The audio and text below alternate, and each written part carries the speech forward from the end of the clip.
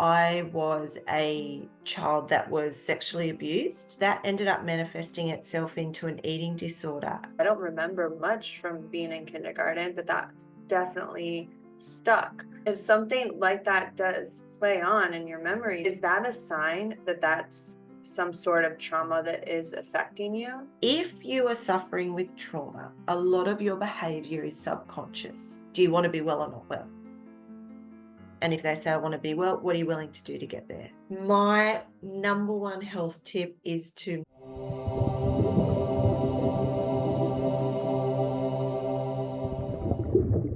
Welcome to my guest today, Melissa Judd. Thank you for being here. my pleasure. I guess what I really want to know is more about your personal journey, Yep. including how you overcame trauma. Okay. So I've always loved helping people and been able to resonate with people struggling, particularly young people. And that has come from my own journey. So I was a child that was sexually abused. Um, and that was basically, I repressed all of those memories down. And that ended up manifesting itself into an eating disorder around the age of 19. I started um, living with anorexia and bulimia.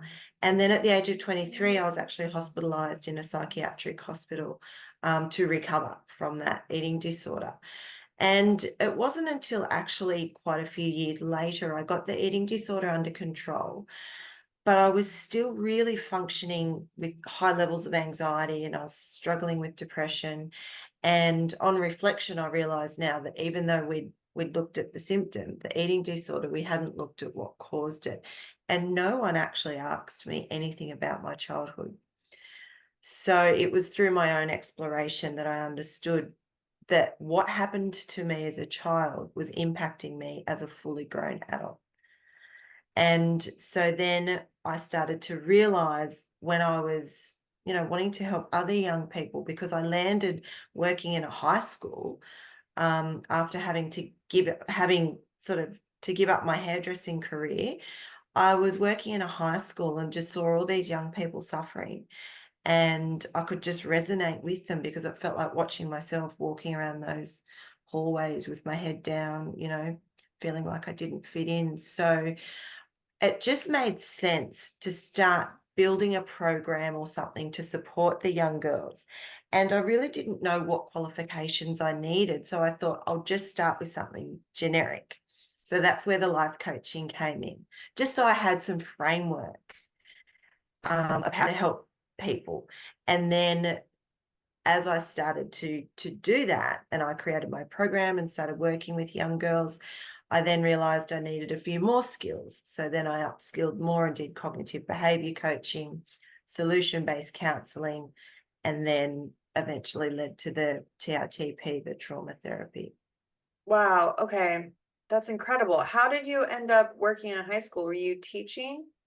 So no, I wasn't. I was formerly a hairdresser and I had to retire from that due to some health conditions I had. I had osteoarthritis in my neck and it was just through one of my clients worked in a high school and she basically just rang me and said, "Hey, we need someone to run the science labs." And I was like, "I don't have any training." She said, "Yeah, but you're used to chemicals." And, it was all very light and fluffy. And we just need someone for 6 weeks to fill in while our lab manager's off. And I said, "Oh, okay, no problem." And so I went there under that understanding, and I ended up being there for 5 years in total. I think I got made permanent. Um, and that was really, believe it or not, the foundation for setting me up to step into my coaching business and running the business I do, because I had to run those labs like a business as well. And every time I really struggled in this current business, I just reflected back to that time I got dropped in a science department to run it with 8 labs and 10 teachers with no experience, and how I managed to do that. So then I just keep saying to myself, if you can do that, you can do anything. So it was really a really good groundwork for me. Yeah, that I'm sure that helped you overcome any type of imposter syndrome. Definitely. And so you saw these girls walking around the hallways, and you could tell by their facial expressions and their body language that they were suffering in some mental capacity. Yes, yes. I'd just see them, walking along with their heads down. I'd see them sitting in the stairwells, avoiding class. So I actually started just building a rapport with some of them, and one of the deputy principals noticed. So she asked if I wouldn't mind, I guess, kind of letting my office be a safe space for the girls to just, if they wanted to come and hang and chill. And so I made some nice connections with some of the young girls that were at the school. um, and just, I don't know how, I think I just helped them to feel seen and heard, and understood with no judgment, which was really powerful for them. And it just really reignited that fire in me that I had always had, that I needed to do something more than what I was doing and really help people. And what are some of the common challenges that you've seen that individuals face when dealing with trauma? It can vary. It's definitely a lack of, I should say, a lack of emotional regulation.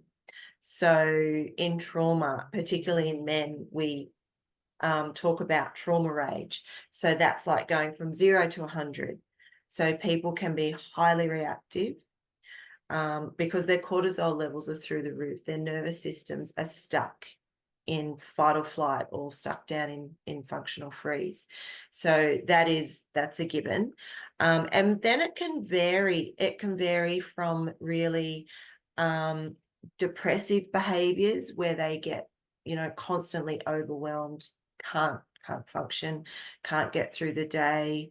But then it can also be really high functioning, high achieving perfectionists as well, which was sort of the category I fell into. Just that sense of nothing was ever good enough, and striving and achieving, um, to get somewhere that you're never going to get, because nothing is ever good enough. And so the higher functioning anxiety is a really significant sign of trauma as well. And then obviously when you're looking at PTSD, people will experience flashbacks, and they get triggered quite regularly and quite easily. So it's quite a variety of things. And it's, when we talk about trauma, we're talking about trauma affects us the same no matter what the trauma is. So Gabby Bernstein always refers to big T and little t.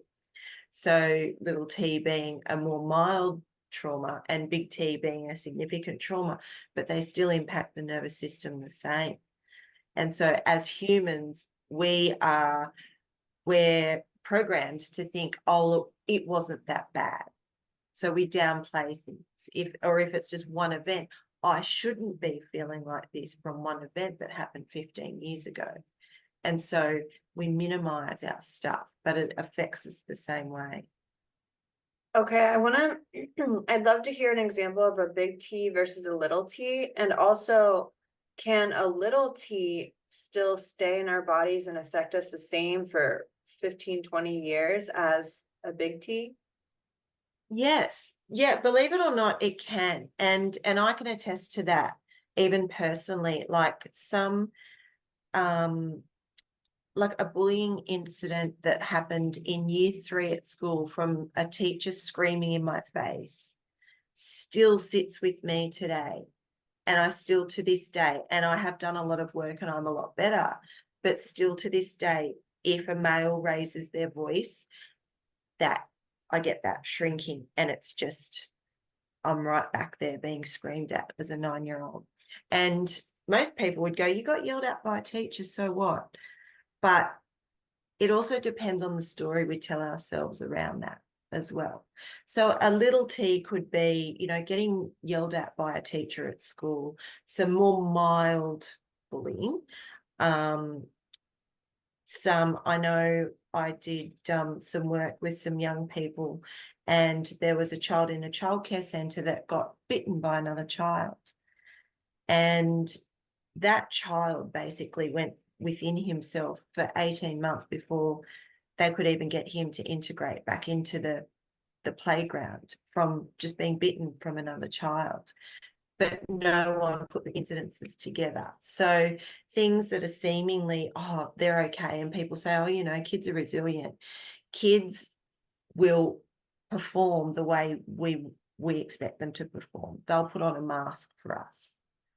That's just what children do. A big T are things like an abuse, emotional, sexual, physical, verbal, domestic violence, a car accident, you know, any sort of accident, plane accident, something that causes significant harm. So things like that, natural disasters.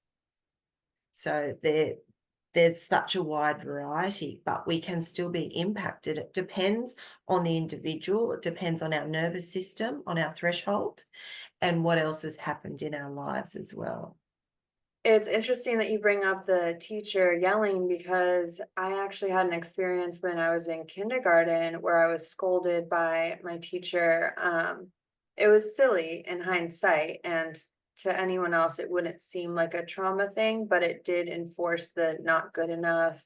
And it lived in my memory this entire I mean, I'm in my 30s. Mm. And I was thinking about it still last year, and I'm like, man, why does that memory? I mean, I was so little, I don't remember much from being in kindergarten, but that definitely stuck. And so I thought, is there a reason? Is there a reason Mhm. why? So I ended up writing a letter to her. I never sent it, of course. It was just for me to let it out and let it go finally. But I'm wondering, I guess my question is, if something like that does play on in your memory and you kind of replay it in your head, is that a sign that that's some sort of trauma that is affecting you? Yes, yes. So anything that you are still thinking about that is still, you know, whirring around our brains is still affecting you in some way, whether it is even just like you were saying before, our beliefs and our self-concept. So inner child work is so powerful for that sort of stuff. Like you said, letter writing, you can go in and do some hypnotherapy, you can do some dynamic reimagining where you can basically go in and get that small child out of there and give that child everything they need. And just to expand on that with children a little bit more, what happens is the trauma is imprinted. It's not the event, it's when the child's left alone with the feelings of that event.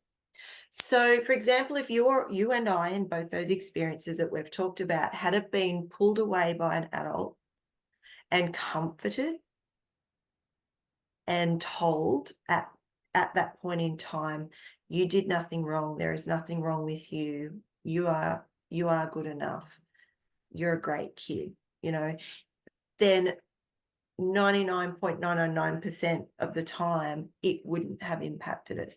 But it's the story we tell ourselves from the event. And it's like they talk about trauma also being like an arousal cycle. And so the arousal cycle gets stuck. So it's like the cycle hasn't finished. So by someone, an older person, taking you away and giving you the comfort you need, the cycle would have been complete. But because it wasn't, because the event happened and then we just conformed and did what we had to do and got taken out of that moment, that arousal cycle hasn't had its time to be completed. It's super interesting. Peter Levine talks a lot about that, and he does a lot of body-based somatic work about that, about letting that energetically get out and be moved through the body. So it sounds like an open loop. Yes, yes, exactly. Yeah, we need to close the loop. Yes. Okay. This also reminds me of I've heard of different animals and how when they experience some type of trauma or conflict in their world, they go and they shake it off or they run. They do something with their bodies, which is like them kind of releasing that energy. But Yeah, it is. we don't Yeah. do that. Humans don't do it. And so that's called an abreaction. And that And also too, in the animal kingdom, there's no such thing as conforming to a society. For example, a mother lion would go to bat for her lion cub. Yeah. Whereas a mother in the playground, it's not politically correct to go to bat for a young child in society. And so what is happening in humans is that is not being, that natural cycle isn't allowed to be completed. But with animals, it does, because they don't have to conform to all of those societal norms. They just go in, they get stuff done, and they do what they need to do. And then their bodies go away and they have the abreaction, and yes, they shake and they get it all out. And then the child also, or the young animal, gets the message, it's over now, I'm safe, because it's being dealt with. Does that make sense? It makes perfect sense. It doesn't Yeah, make it's sense why really we don't. interesting. Yeah, Yeah, yeah. I mean, and that's when diseases and cancers and all types of physical illnesses manifest in our bodies because we're not letting go of these things, right? yes, it just stays dormant in our body. Yeah, it's fascinating. And we definitely have some things we could learn from animals. For sure. Yeah, definitely. I want to talk about cognitive behavior. How does cognitive behavior coaching differ from other forms of therapy? And what benefits does it offer to individuals dealing with mental health illnesses? So cognitive behavior, so it's what we call like a top-down therapy process. So you've got top-down and bottom-up. So anything to do with the mind is top-down therapy. So what that is looking at the thoughts that create the feeling that create the behavior. And so the idea is going in, we look at our thoughts, how can we change those thoughts, which will therefore change how we feel, which will therefore change how we behave. So it is good, but the reason I like to have all of the hats that I have is because if you are suffering with trauma, a lot of your behavior is subconscious. So it's not coming from here. So that's where we're looking at bottom up. So we're using the body and the subconscious to release the trauma using lots of different modalities. But CBT is really good for, I would say, mindset work, belief work, milder, I guess, symptoms of anxiety and depression. And it definitely is a useful tool, but it does have its limitations when you are looking at a more complex issue. What would a more complex issue be like? So a more complex issue would be someone with severe anxiety and depression, that their nervous system is so dysregulated and their mind is going so quickly, they couldn't tell you what their thoughts are, let alone write them down and reframe them, which is part of the CBT process. So that's where you look at, okay, what we need to do first is we need to regulate your nervous system. So that's where things like breath work, meditation, somatic release exercises are all helpful. So that would be a first layer approach, which is what I quite often gauge with a client. I can tell they're so dysregulated. Talk therapy isn't going to work just at this point. So we need to be able to calm that nervous system down first. So you start with your body-based stuff. Then you can move. So you can switch through modalities and switch and change when the body and the mind are ready for them. So someone with coming to you with trauma, CBT is going to be not useless, but it's not going to resolve the trauma. Okay. I love this so much. So many dots are connecting in my brain that I didn't even know needed to be connected right now. Mm, Okay. So if someone has severe anxiety, then they probably have almost no distance between the thought and the feeling. So it's hard to stop the thought or even recognize what it is because it's basically white on rice. There's no yeah. separation. Exactly. Yeah, yeah. And it took me a little bit to sort of understand that, because I'd be like, but it was all right for me sitting on the other side of the desk with 20 years of healing under my belt and having, like being a lot calmer and having done the work. And it took me a bit to understand, no, that this isn't going to work for certain people, because there is no gap, there is no break. They are so dysregulated, and particularly children too, with say really significant anxiety or ADHD. um, a lot of their nervous system stuff has to be dealt with first before you can look at that cognitive stuff. Yes. Yeah. I could see that becoming more and more prevalent in today. I mean, they're starting out with screens in front of their face, just, basically as babies. Yes, yeah, so our brains are so overstimulated. Yes, which and being overstimulated activates the nervous system, right? Mm, exactly. Yeah. Okay. This is so important. In your experience, what role does mindset play in the healing journey, and how do you help clients shift their perspectives to foster growth and resilience? Mindset is definitely huge. And I always say to people, I actually had this conversation with my mother yesterday, referring to someone else that we knew, and then also referring to my own experience of when I was talking about, whatever, 25 years ago when I was in hospital. The mindset has to be the first place where, or the place we need to get to, where we make a decision that we're going to heal and change. Because you can say all the right things and you can say you want to change, and you can sit in front of a practitioner of any experience or expertise or whatever, and sit there and nod and smile and listen to all the things. And then you can go away and just go about your business. And then you can tell yourself the story, well, therapy doesn't work because it did nothing for me. And what I came to understand very early in my journey was therapy does work. You've got to do the therapy.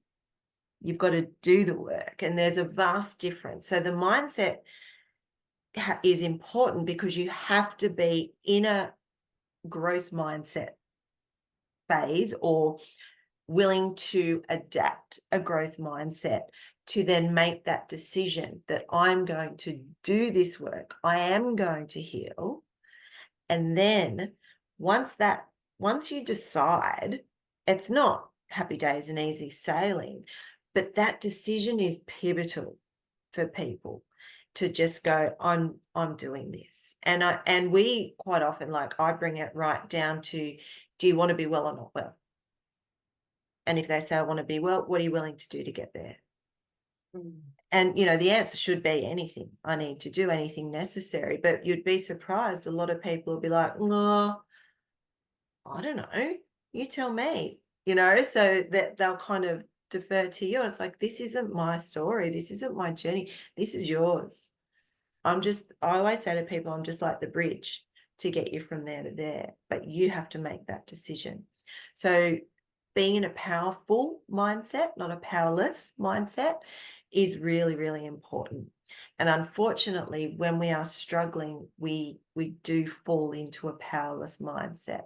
So it's really important. And what I do is empower clients, help them to get into that powerful mindset. Not everything's happening to me. Why is this happening? Because we just fall into that hole. So no, what am I going to do about it? What do I need to do or be to move through this? And so you ask the more powerful questions. And that's where I think mindset is really important. Mm. I like that you said that once you make the decision, it's not just happy days, Yeah, because no. yeah. The healing journey, oh my goodness. I reckon I've just moved from the country to the city 12 months ago. And I have been through, I don't know how many levels of healing. And I know that it's never complete. So I was never under the impression I was done.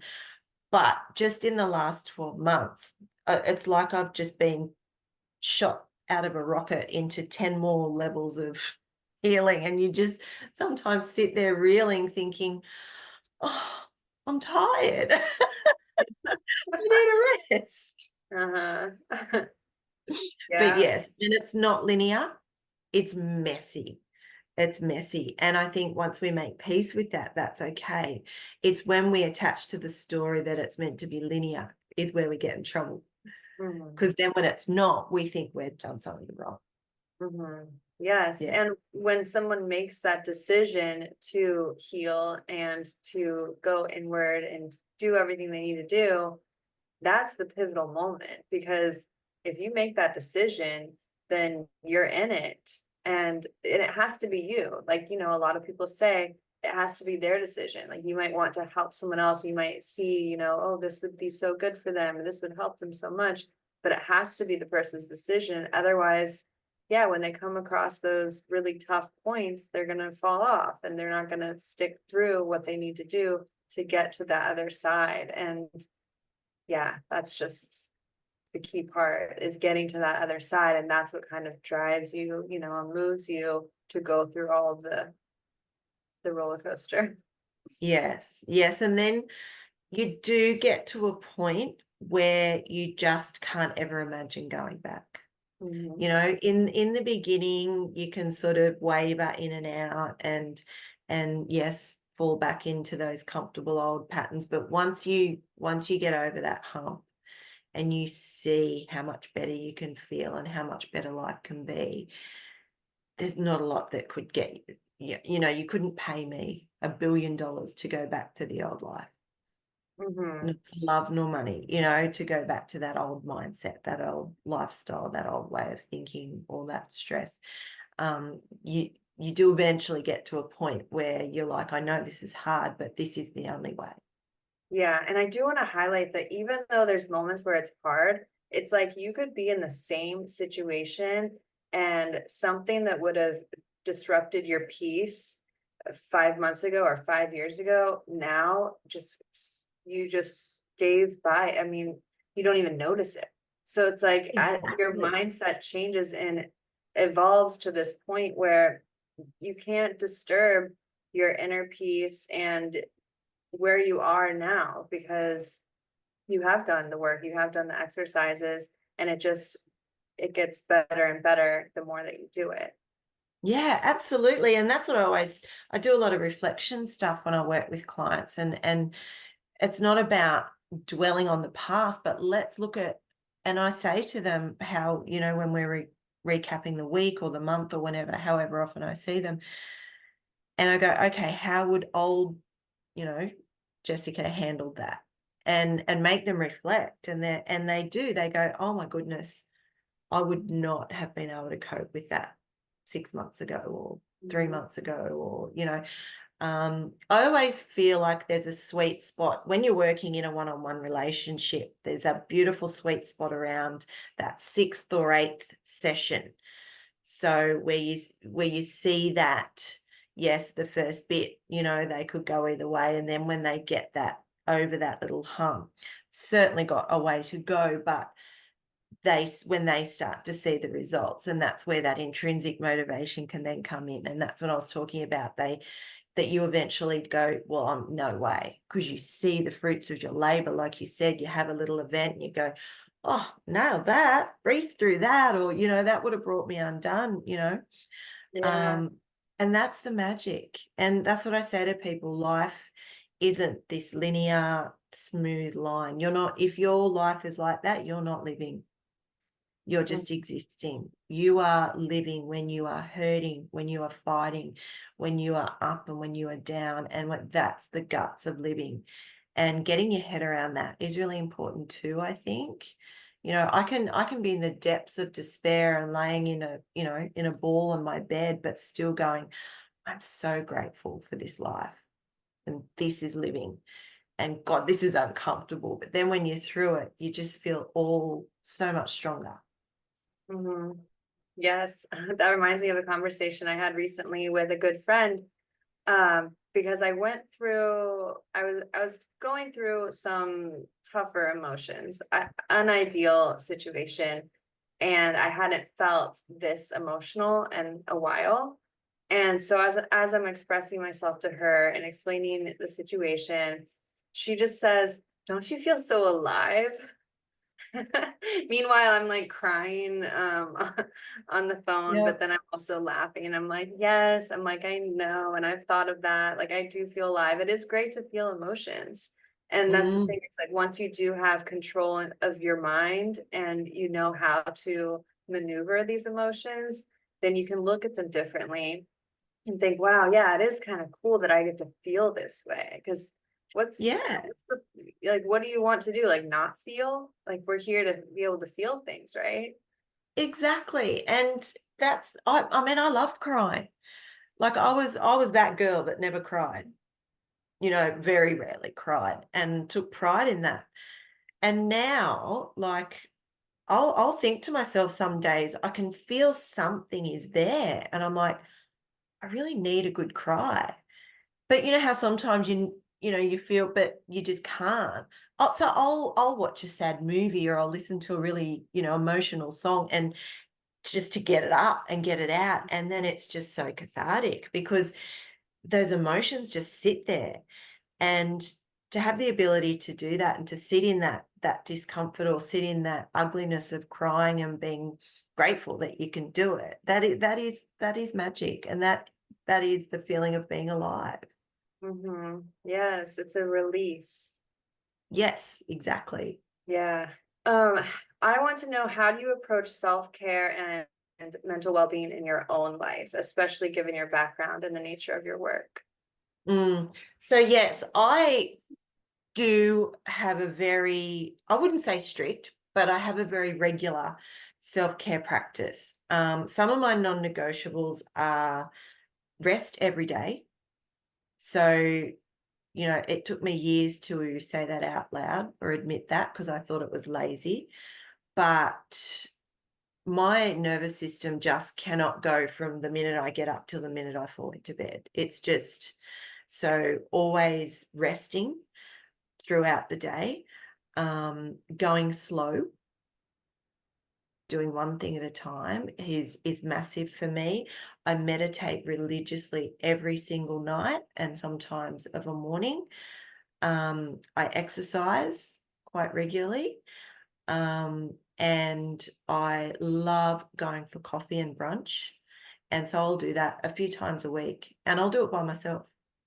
Absolutely love it. And I don't feel guilty.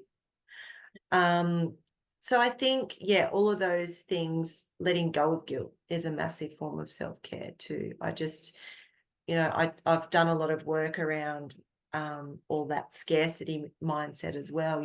Oh, I shouldn't be going out for brunch because I could make this at home, and it all comes out in the wash, and it's just, well, this is what I enjoy. This is part of my self-care, and I'm okay to do that. And so those things like getting plenty of sleep, drinking plenty of water, I eat really well, I meditate each night, I try and exercise a few times a week. I'm not, pedantic. I listen to my body, I rest every day and rest when I'm necessary. Do one thing at a time and move slowly and learn to say no. Mm.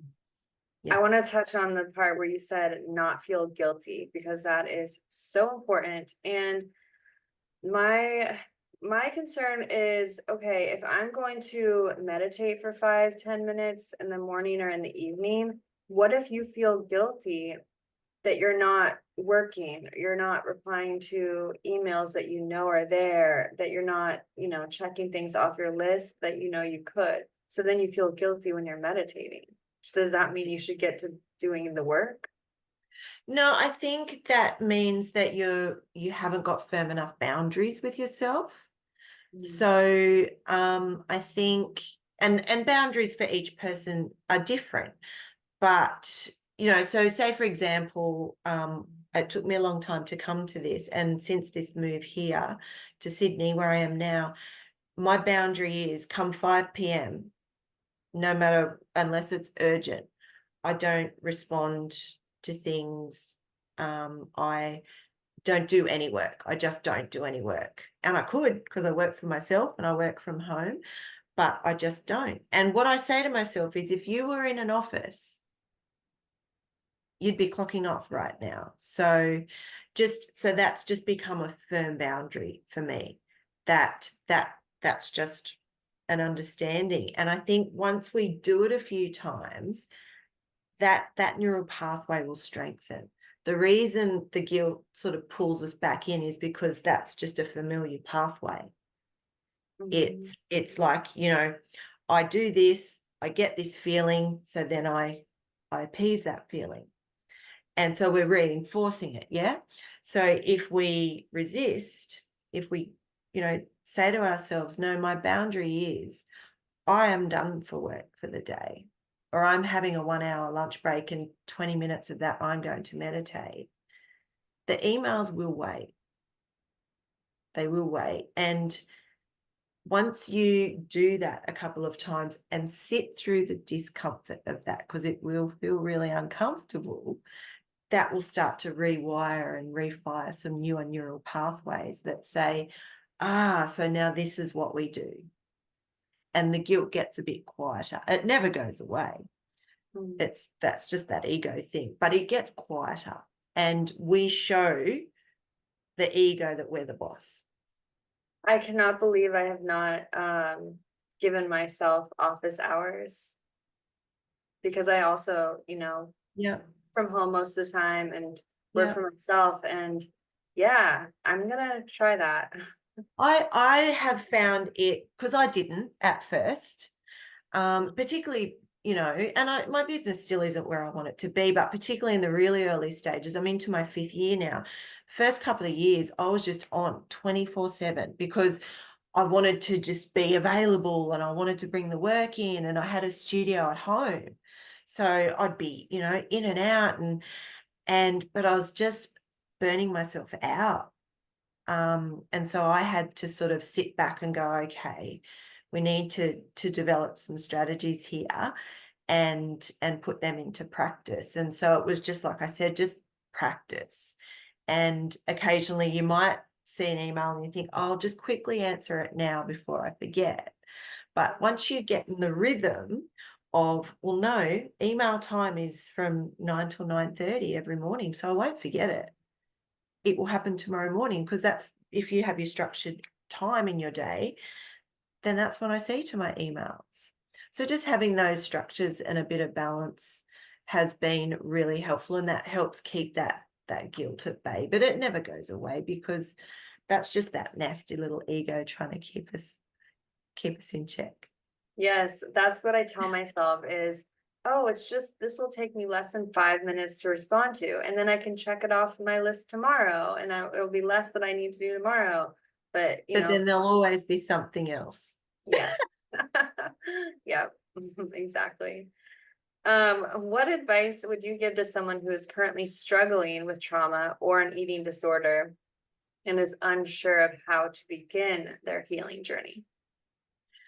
Okay, so someone with an eating disorder, you definitely need a team of people. So a really good GP, that understands eating disorders, a nutritionist or dietitian. I'm not sure what, I think there's both, that work, but someone that understands the condition, a psychologist or psychotherapist that you have a really good bond with.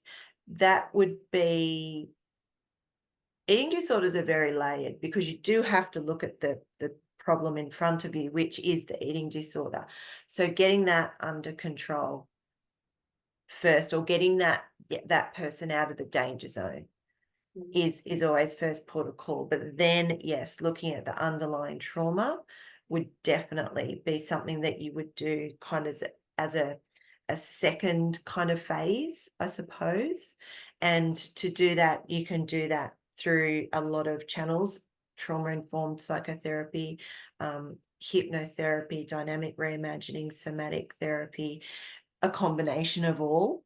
So it would be, look at the eating disorder, then look at the trauma, the life stuff.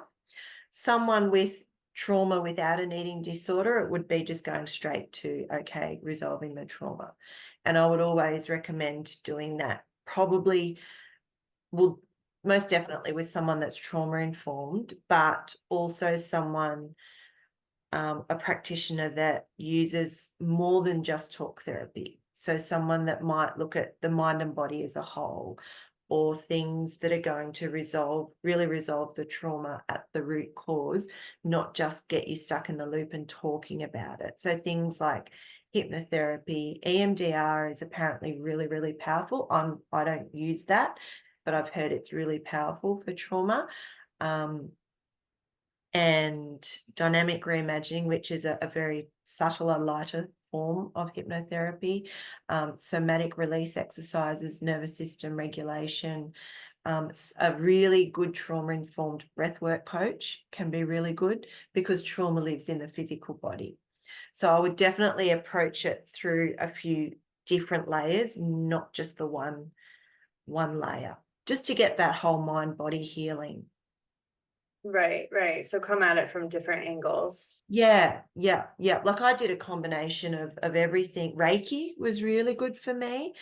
I had to do a lot of womb healing because I'd had a lot of stuff, and obviously with sexual abuse, but then I also had an early life hysterectomy.